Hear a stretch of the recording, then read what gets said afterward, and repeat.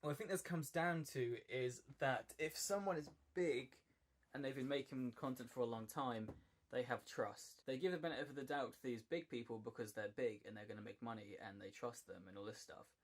But because I'm new, been doing it for 8 years, because I've only just been monetized and I'm still a small channel and no one knows who I am, I have no power. I'm sure a lot of you probably noticed if you've been paying attention to the YouTube landscape recently with all the big YouTubers, with all the try not to get age restricted challenges, which is a video idea that I had a couple of years ago, which was, you know, completely different but had the same title, so I guess I can't do that anymore. But being serious, if you've been paying attention, I'm sure you've probably realised there's been a lot of talk recently from all the big YouTubers like JackSucksAtLife, CoryXKenshin, Markiplier, talking about the idea of racism and favoritism on YouTube quite a lot recently. It's all spawned from a video CoryXKenshin made a few weeks ago, but by the time this video comes out, it probably will be like a year ago. In short, he talks about the fact that he had a YouTube video that got age restricted, and then when questioning YouTube as to why it got age restricted, he got told it was because of a certain scene that was in it, and when he did some research, he found out that Markiplier did the same kind of video of the same scene, but his wasn't age restricted, which ended up having a lot of back and forth, and never really having a full solution to the fact and really explaining what was going on to Cory, which has led to Markiplier playing a hentai game. Because of all this, there's been an argument that has been made by Cory and quite a few other YouTubers that this could have been caused by maybe some racism, but also quite definitely some favoritism on the side of YouTube when it comes to following rules and who is allowed to follow them rules and who gets communication and all that kind of stuff. Now, obviously, I've been gone for a while, but I wanted to throw my 2 cents into this because, you know, I'm a YouTuber, I think, but I'm of much smaller size. So when, you know, these YouTubers speak about, you know, favoritism, if you want to know about favoritism on a platform, comparing the treatment of a 20 million sub YouTube channel to a 13 million sub YouTube channel is probably not as useful as comparing the treatment from YouTube towards a 1 million sub YouTube channel to a 600 sub YouTube channel. Like I've said many times before, I've been doing YouTube for about 8 years now, and I've seen a lot of the platform changing, I've seen a lot of the people higher up changing, I've seen a lot of the rules change, a lot of the things you can do and you should do and you can't do and you're not allowed to, and how to make money, and you know what.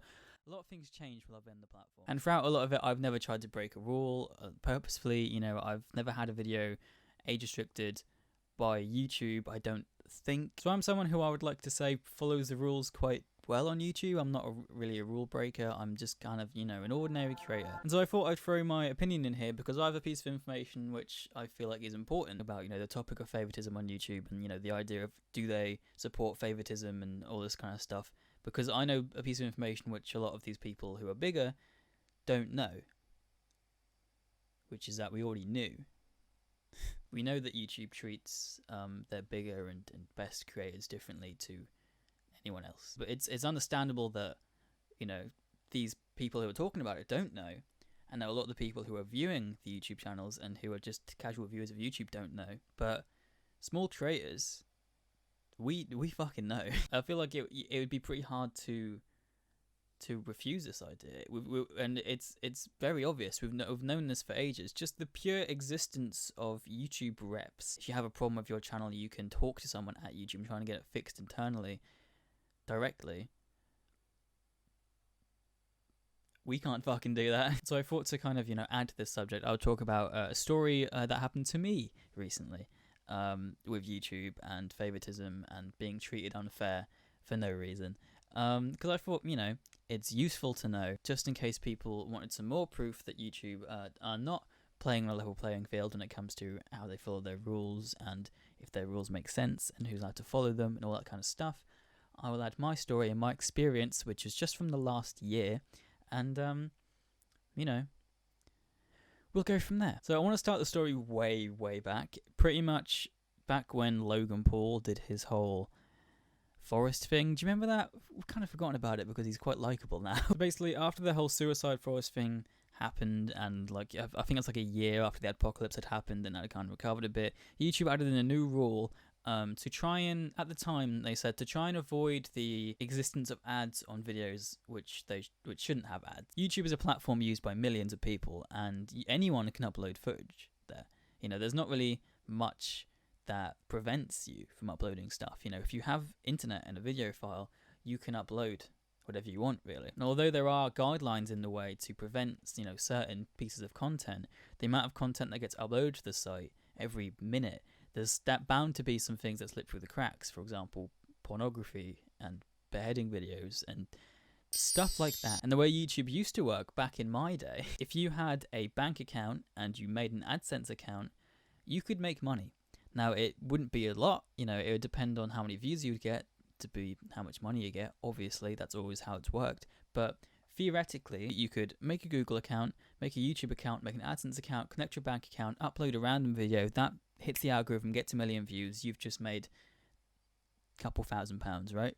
Just immediately. However, because ads could be put on anything, these beheading videos and stuff could have ads on. And what the Wall Street Journal made very clear is that having advertisements on this kind of content is dodgy. Because apparently people are stupid and they think that if you see an ad for Purina next to a video of a man's head becoming history, that you think that cat food supports that. To prevent this, YouTube put in this 10,000 view cap almost, or like guideline, so that in order to have ads on your channel, you had to hit 10,000 views as a whole on your channel in a lifetime, almost as a way of kind of being like, look, this isn't just some rando just uploaded a video, this is a person who is a curator, or is at least someone who is committed to the platform and tries enough, I guess, really, and is trusted enough to be able to make money on the platform, which I think makes sense. Personally, I hit 10,000 views after a long time because my channel never grows very quick, and by the time I finally hit it, 2 weeks later they changed the guidelines again, but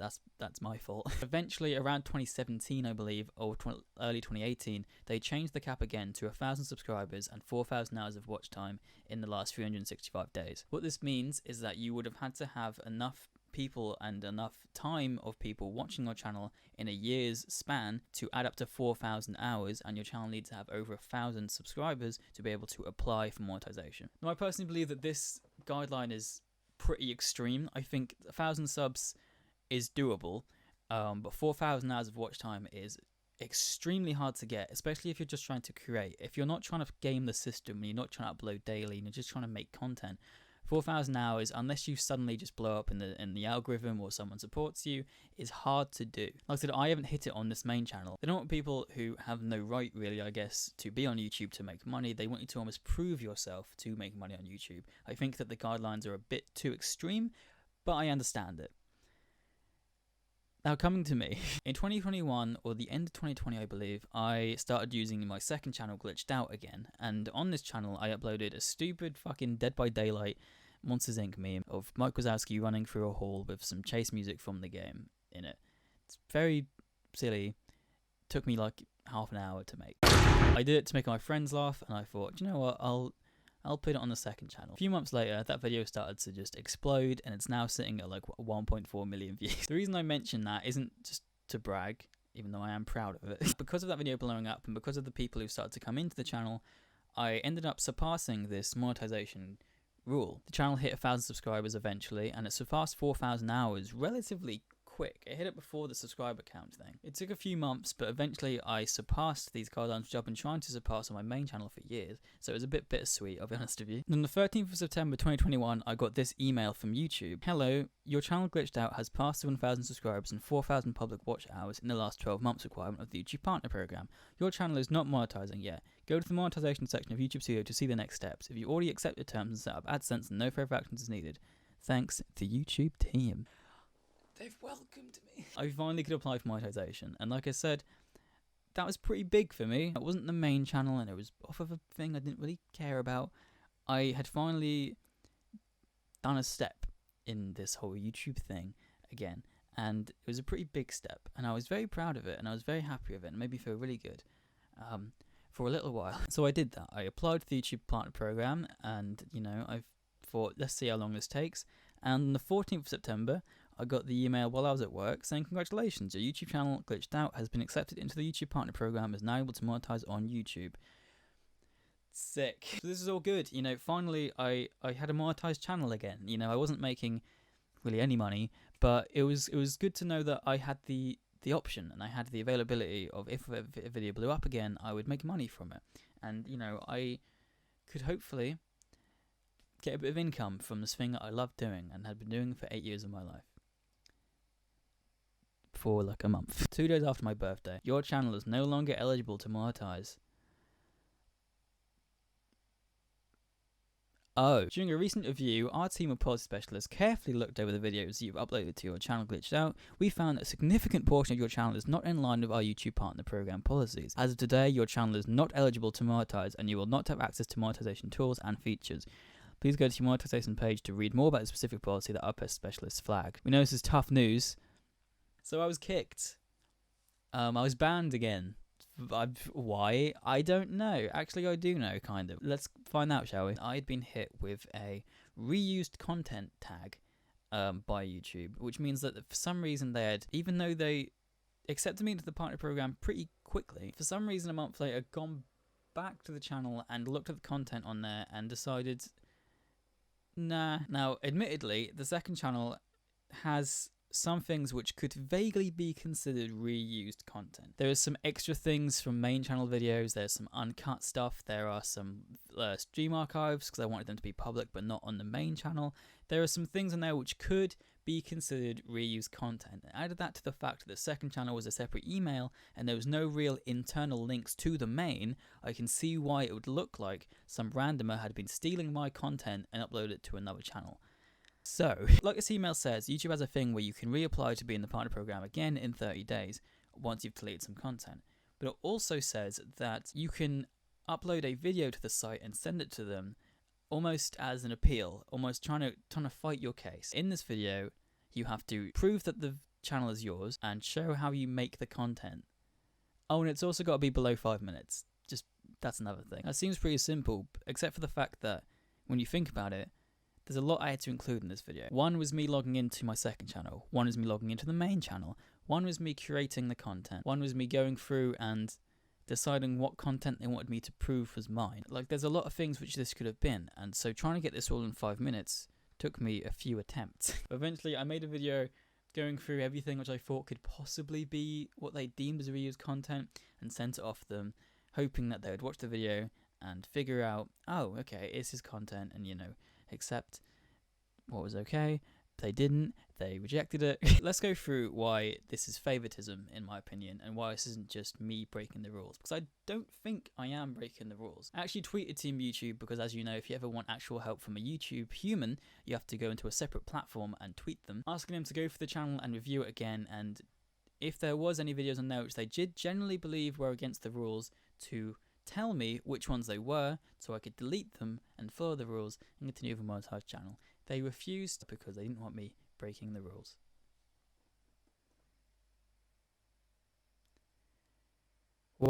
Okay then. Okay. Now I get it, they don't want people to know where the bar is for, you know, the rules, because then people will approach the bar one step behind and then break them without breaking them. I understand that, but I was coming from a place of being like, look, I've been doing this for almost a decade. I have never purposely broken a rule. If I have generally uploaded something which I shouldn't have done to be in the partner program, let me know which one it is so I can remove it, and do as you please. I will do whatever you want. I will beg. And they just told me to essentially fuck off. Like I said, why is this favoritism? Well, let's go through the videos which could possibly be problems on that channel and have a little look at some of the big boys, shall we? Number 1. Live stream archives from my main channel. Now, I've streamed a few times on the main channel and I wanted them to be public to be viewable, but I didn't want them to be public on my main channel and clog up the feed and, you know, be alongside the edited content, because I feel like it was just different. So I decided to download them from YouTube, cut the beginning and end, put a little intro on it and put it onto the second channel, which I thought was fine. But I can see that this could look like I just took 99% of a main channel video and uploaded it to another channel. So I can understand kind of why this might fit as reused content. What you've got to remember though is that tons of YouTubers have VOD channels and upload VODs from Twitch and sometimes YouTube completely uncut and just put them on a separate channel. I thought this was a fine practice. I thought this was fine. It wasn't breaking any rules. However, I will put my hands up and say this one is probably the biggest fit into the reused content thing, and this is probably what could have been the main issue. Number 2. Compilation videos. There were 2 or 3 videos on the second channel where I had compiled an entire series and put them in an order in one video as like a one place to watch the entire series. And again, you could just be saying, but Will, you're just uploading entire videos, putting them into a timeline, uploading to a second channel. Okay, Sure. However, the YouTuber Caddicarus did a similar thing on his channel and he is fine. Caddicarus had this thing where he decided to split his content into seasons, and he would upload videos which had already been uploaded onto his channel just in order as season 1 compiled. It wasn't a best of thing, it wasn't a highlights, it was just the entire videos in one long video as a one-stop shop, essentially, for that season and for those videos. Now you compare that to what I did, basically the same thing. Do you see how these are similar? I do, YouTube doesn't. If Caddicarus can do it, I can do it, right?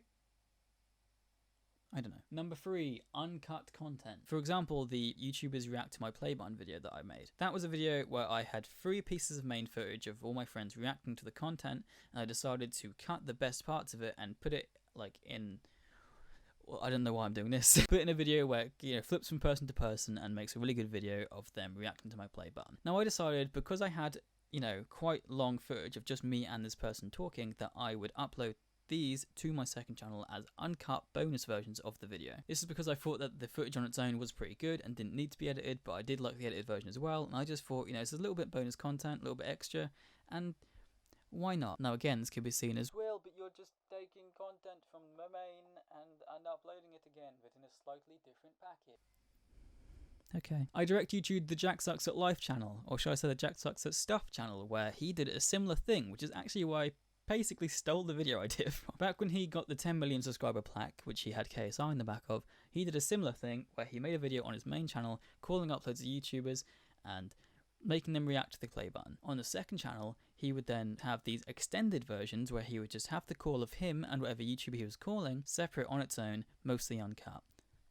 Does that sound familiar? I think it does, because these are the same thing. More the same than I would like to admit. Number 4. Straight up re-uploading videos. This has only happened once, and this was with the channel trailer, because I decided that the channel trailer for the second channel should be the video that I had in the main announcing the second channel when I first made it. Now again, this is basically reusing content. However, I once again direct you to JackSucksAtLife. Not because I don't like him, I actually quite like his content, but I just feel like he has done a lot of these things, so it's strange how he's allowed to get away with it with 20 channels and I can't get away with two.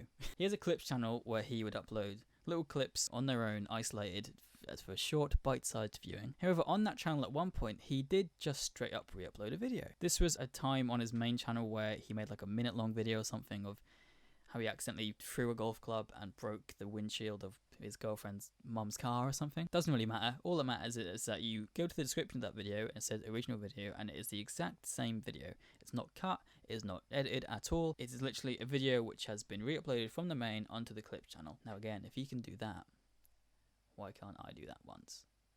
They seem pretty the same. Now the final one, clip channels. These are literally a genre. I have a few videos on my second channel which are just, like I said a minute ago, clips from the main channel. For example, there's like a compilation of me drinking at the end of a podcast, which not many people would have seen, so I thought it would be funny to upload that on the second channel on its own. There's one of me reading out a weird game theory idea script I had when I was like 11. There's a few clips on there from the main that have been isolated into their own video, which again could be classed as reused content.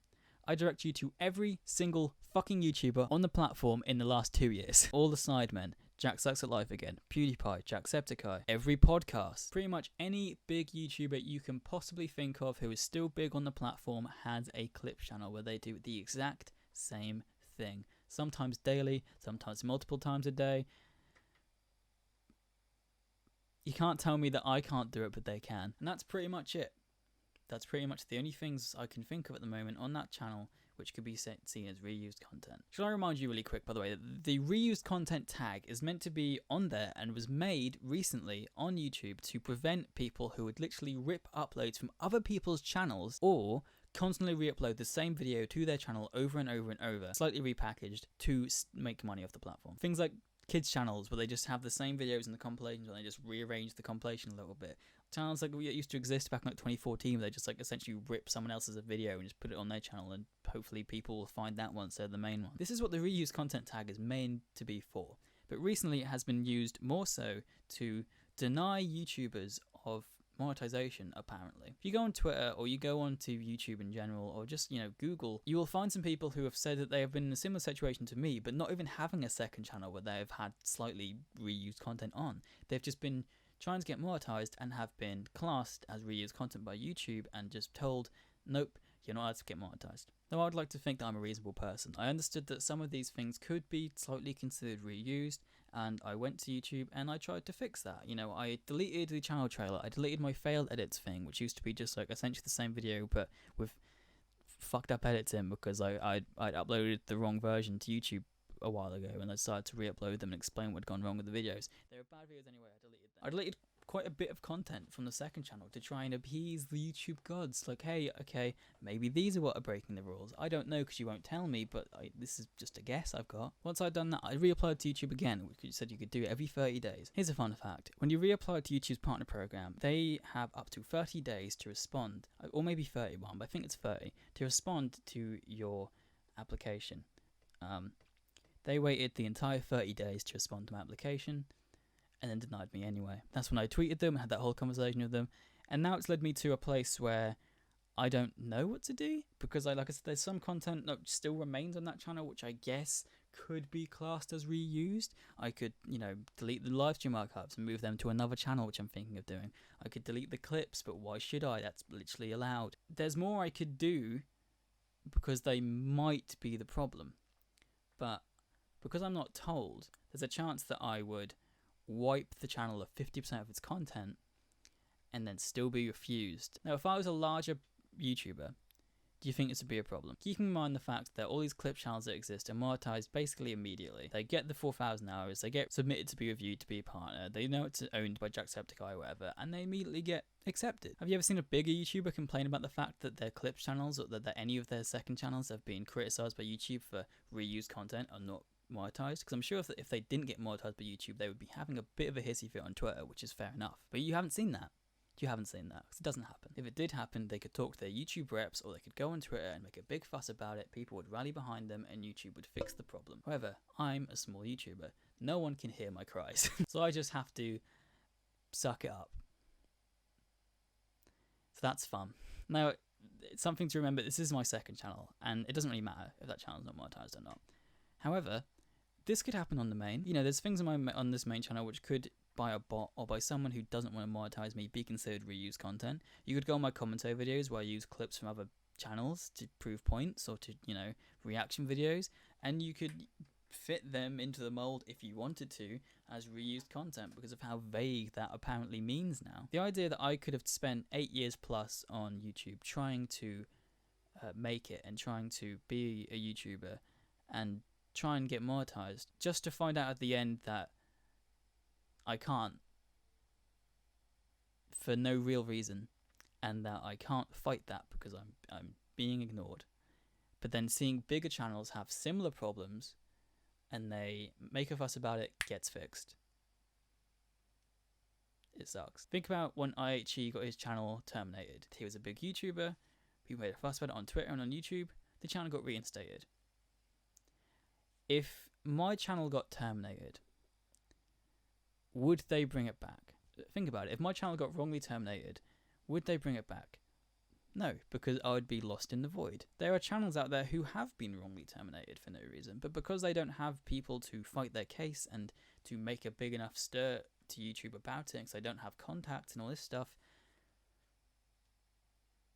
they can't come back. They don't have contacts with YouTube, like reps and people who work there, or Susan Wojcicki, or managers who can fix any problems that are unfairly put onto them. But when a big YouTuber has these unfair problems put onto them, they have the resources and the people given to them to fix it. Or just something as small as if their video gets the yellow $ unfairly, they can tweet on YouTube. YouTube will see the tweet and then go fix it, because that video makes a lot of money for them. So if it's wrongly monetized, they'll want to fix it. My second channel still isn't monetized.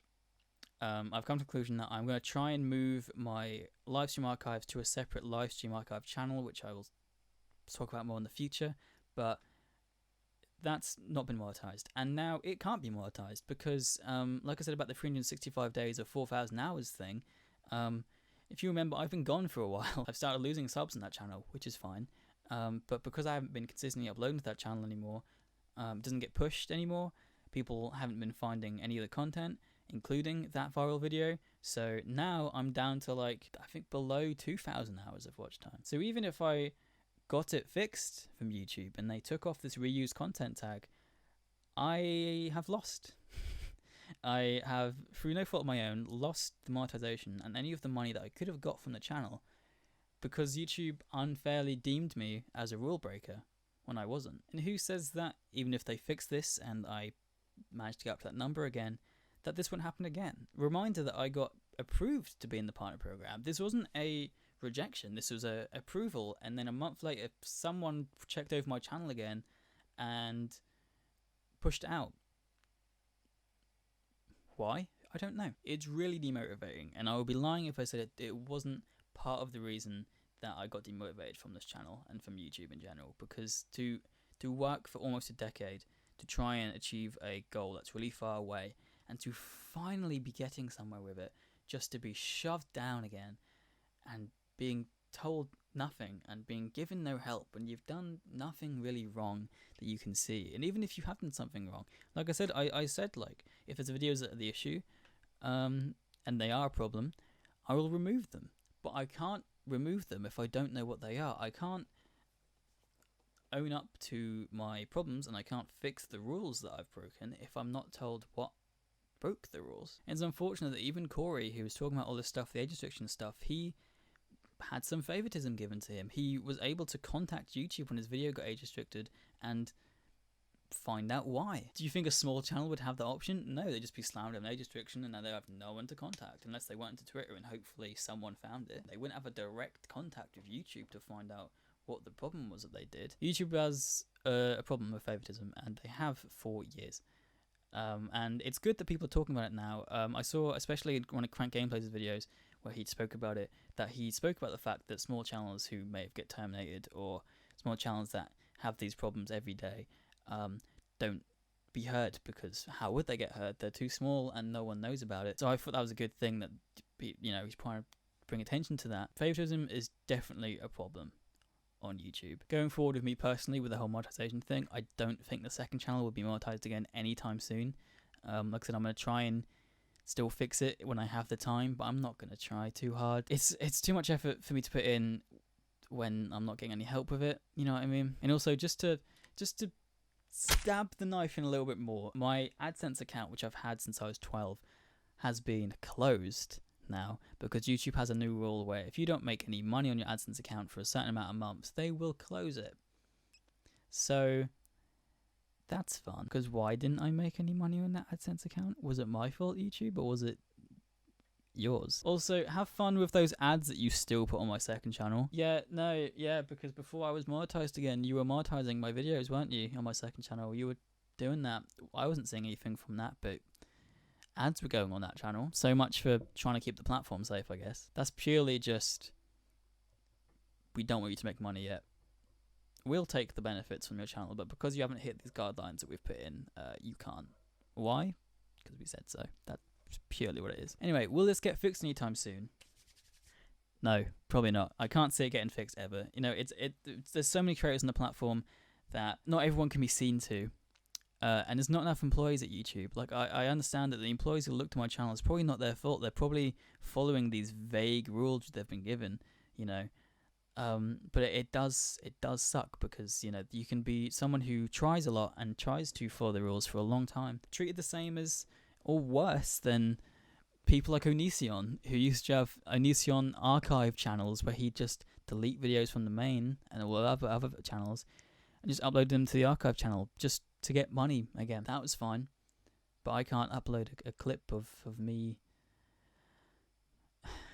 reading a script, can I? I don't know how to end the video, but conclusion to the video. Favoritism is a problem on YouTube. I can't see it being fixed anytime soon. They will probably make a statement at some point, but they probably won't really do many actions to it. The reuse content tag in terms of monetization is stupid and vague and used more so as a guise to not monetize people. And go subscribe to Glitched Out. I can't think of anything else to say. It's been a while since I've ended a video. I've been recording for 45 minutes.